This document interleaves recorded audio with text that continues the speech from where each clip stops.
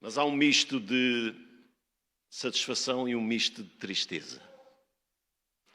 Estamos próximos de uma época do ano em que vamos ter toda a família unida a uma mesa. Unida, nem sempre. Reunida. Mas como é que será durante o resto do ano? Estamos sozinhos, cada um para seu lado. E na passada quarta-feira eu falei de um pai que deu um grito e disse: chega, acabou, já não somos uma família.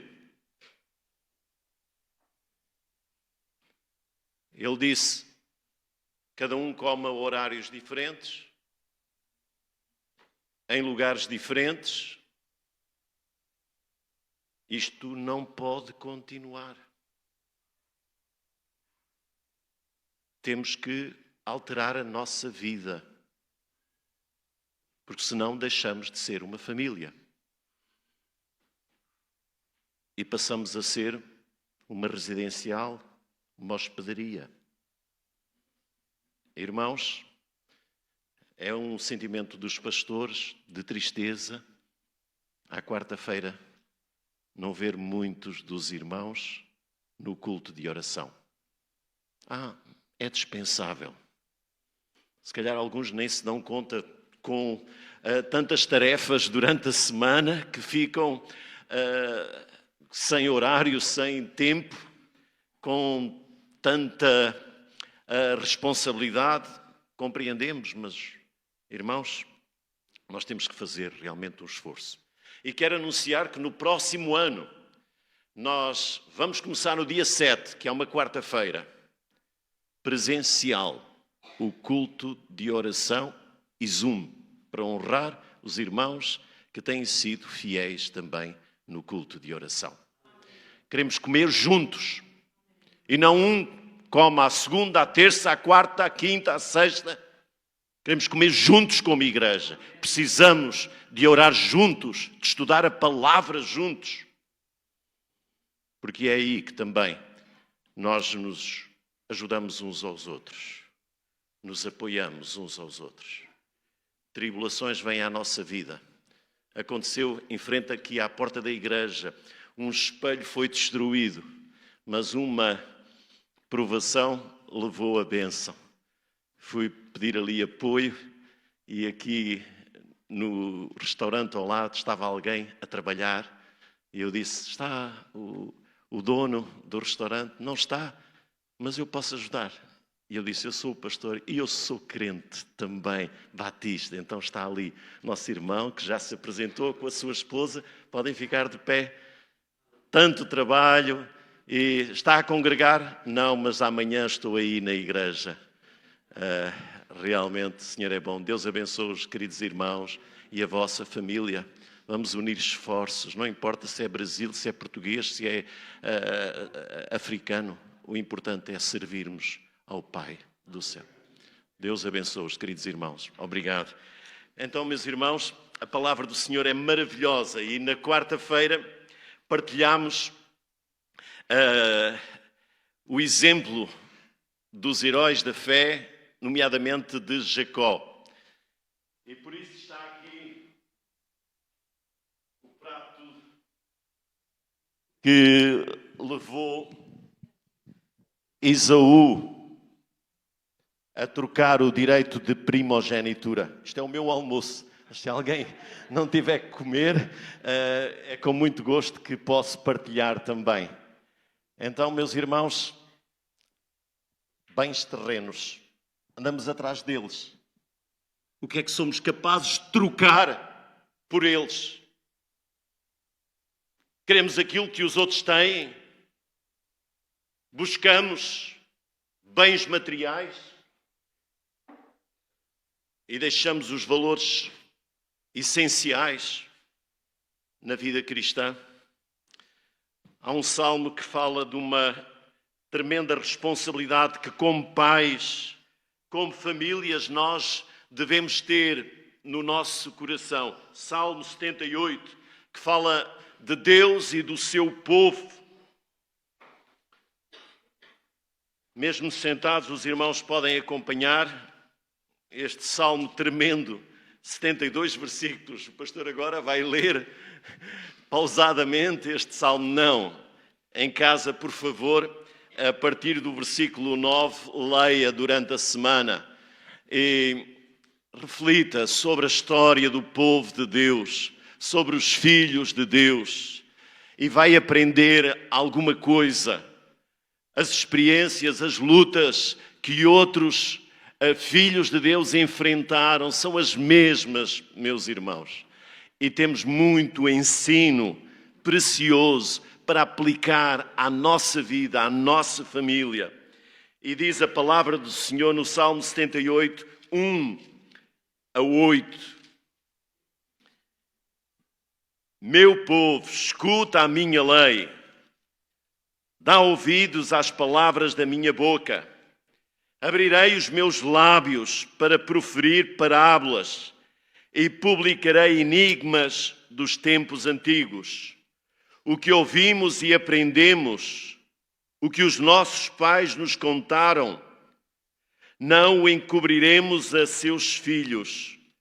Contaremos à geração vindoura os louvores do Senhor e o seu poder e as maravilhas que faz.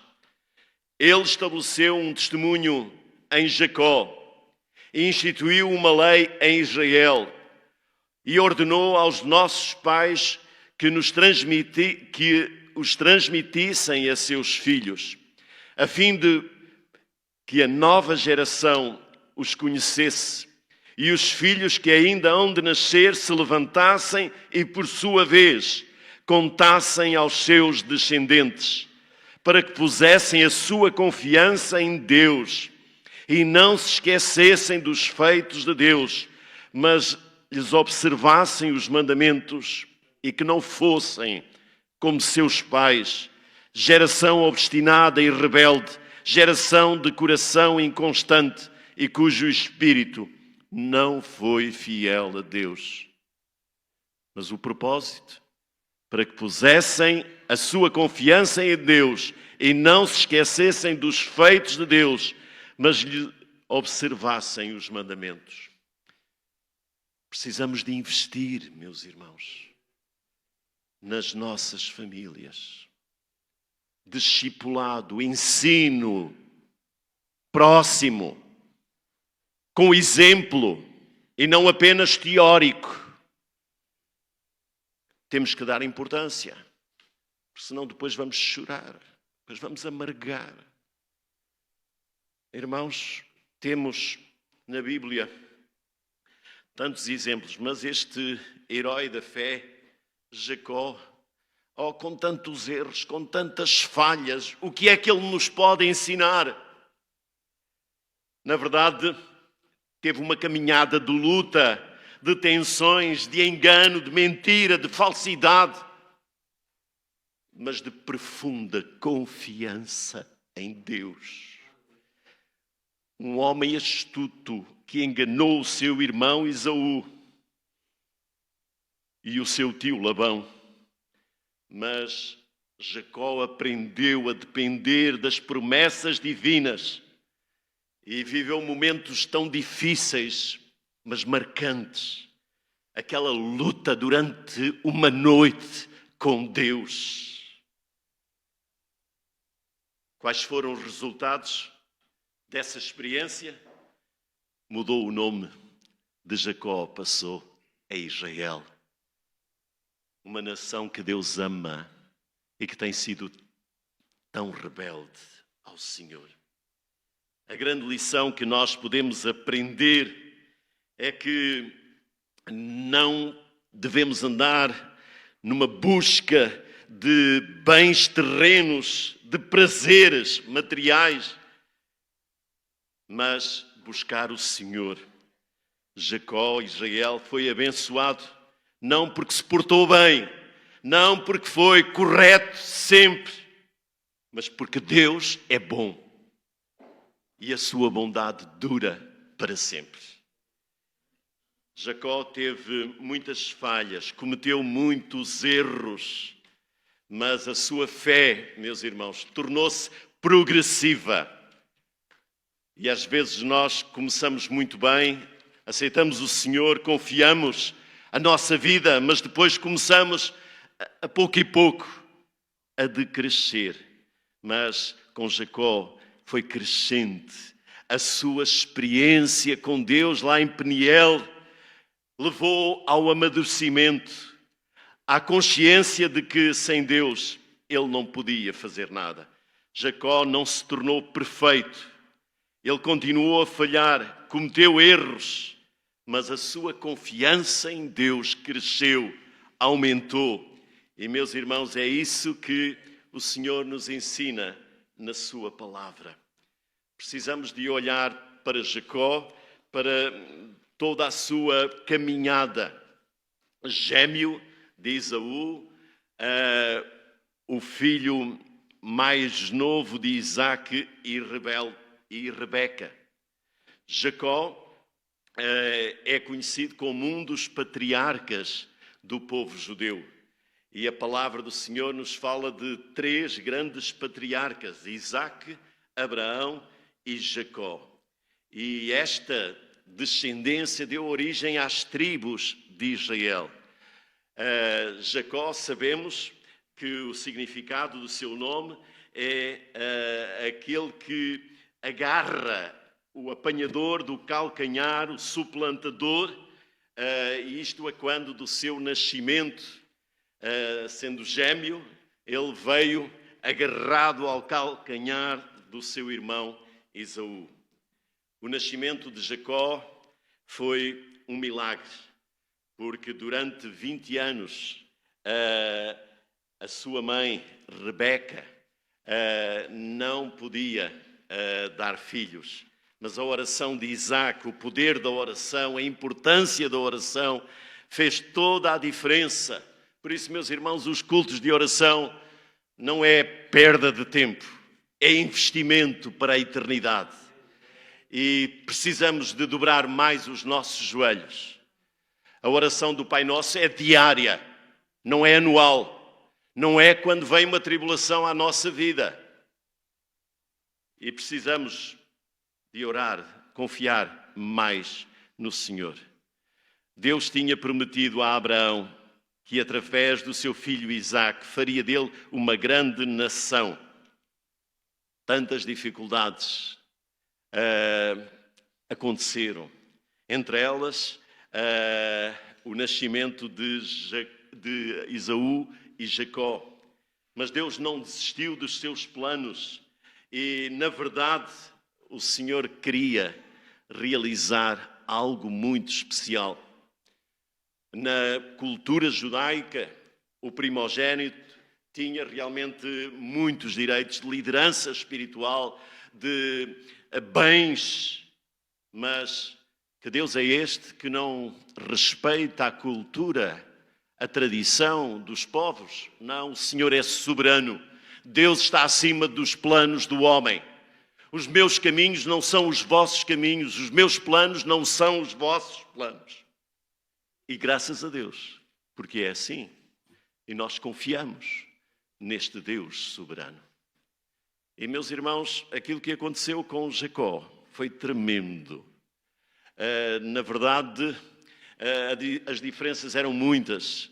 E eu queria sugerir que durante este tempo em que as crianças, muitas delas vão entrar de férias, veja um pequeno filme sobre a vida de Jacó. E há tantas coisas que estão a acontecer nas famílias, dificuldades, tensões entre filhos, entre irmãos, que ali nós podemos encontrar uma boa orientação. Meus irmãos, aquilo que aconteceu, 2 filhos diferentes. Isaac tinha uma expectativa de Esaú, o filho forte, caçador, aquele que trazia realmente caça maravilhosa, enquanto que Rebeca, o seu filho Jacó, o cuidado, a sensibilidade de Jacó para as coisas de casa, o cozinhar, o apoiar a sua mãe, a sua família, destacou-se. Mas, meus irmãos, tudo o que aconteceu, o engano, a mentira, Jacó, conhecido como o filho da mamã, caiu muitas vezes em ratoeiras. E aquilo que aconteceu entre dois irmãos não é desejável. Jacó teve medo de Esaú. Quando um irmão tem medo do outro irmão, vivendo debaixo do mesmo teto, é tremendo. Mas quando um irmão ama verdadeiramente o seu irmão, é um auxílio, é um apoio tremendo.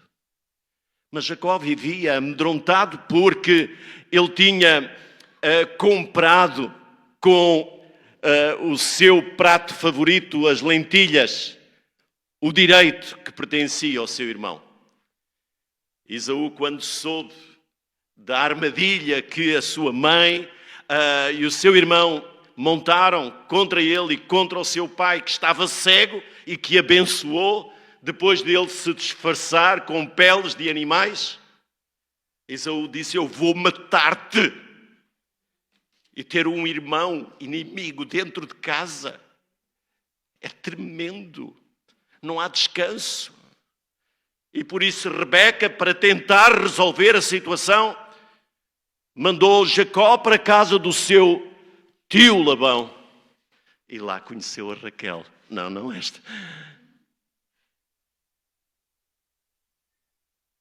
E realmente, aquele que anda na mentira, o que é que ele colhe? Mentira. Jacó quis casar com Raquel, trabalhou 7 anos e ao fim desse tempo, Labão disse: não, eu quero me desfazer da filha mais velha, a Leia, está aqui empanada, vou despachá-la. Então enganou Jacó. Então, enganas?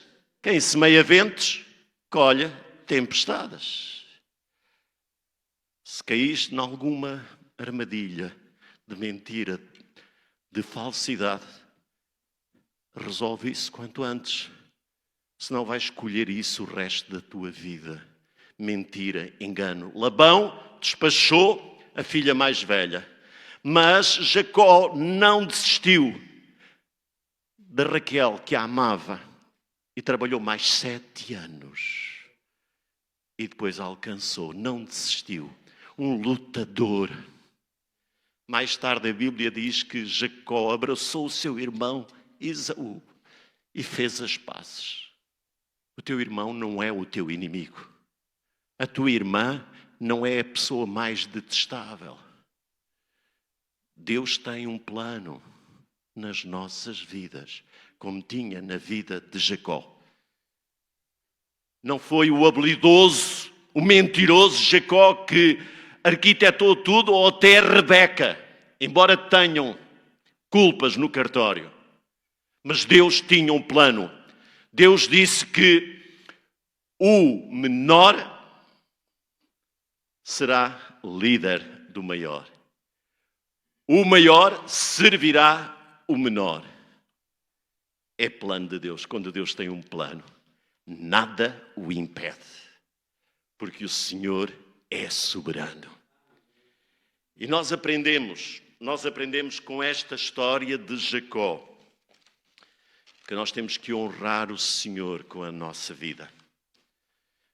E a palavra do Senhor nos diz lá em Hebreus 11, este homem enganador, este homem que alcançou algumas coisas na vida através do engano e da mentira, este homem, quando transformado pelo poder de Deus, tornou-se uma bênção. Diz Hebreus capítulo 11, versos 20 e 21.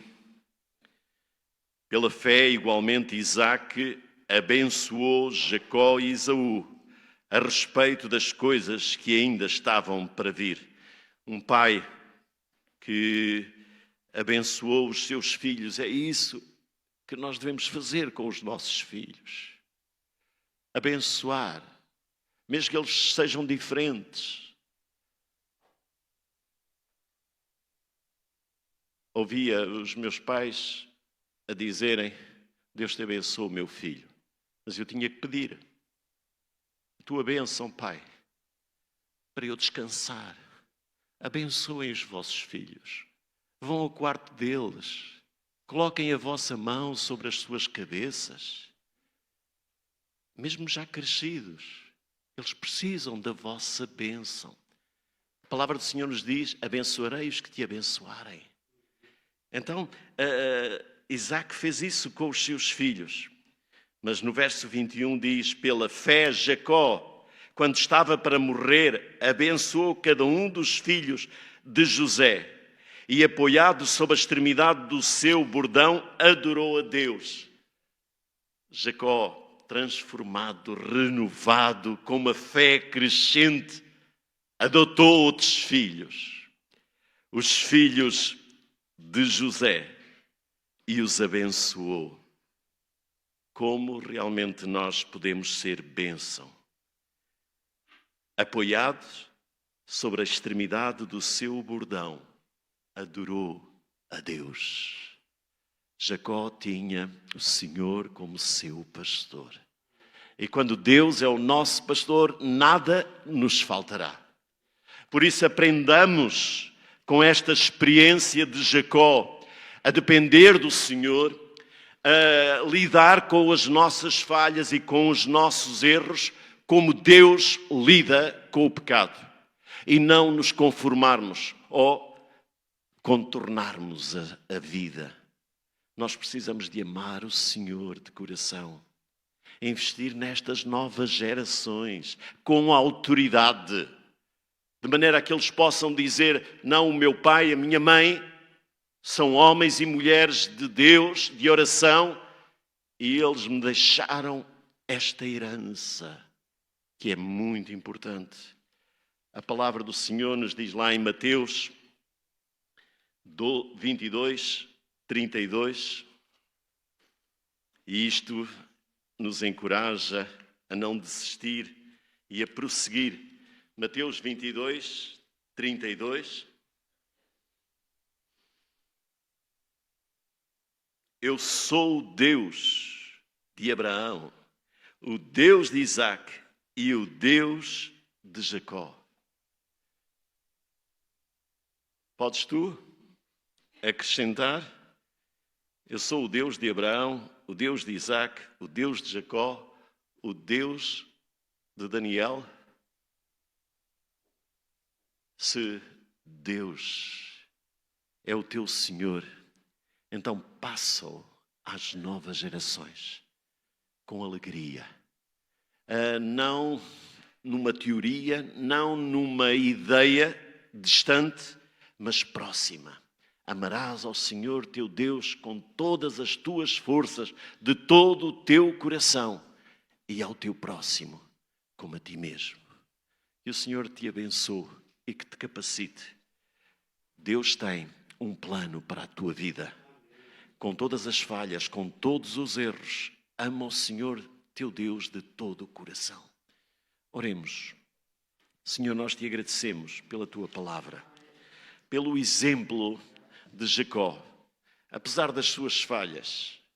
Obrigado, Senhor, por colocaste homens e mulheres como nós, falhos, nestas páginas sagradas, para aprendermos, Senhor, a lidar com os nossos erros, com as nossas falhas, e a não desistir, mas confiar, Senhor, no teu poder e na tua graça.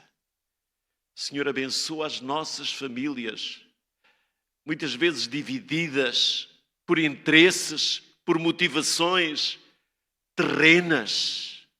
Senhor, nós queremos buscar primeiro o reino de Deus e a sua justiça. E como a tua palavra promete, todas as outras coisas vos serão acrescentadas. Não queremos, Senhor, buscar primeiro o dinheiro, a riqueza, o carro, a casa do ano, esperando que depois tu nos abençoes.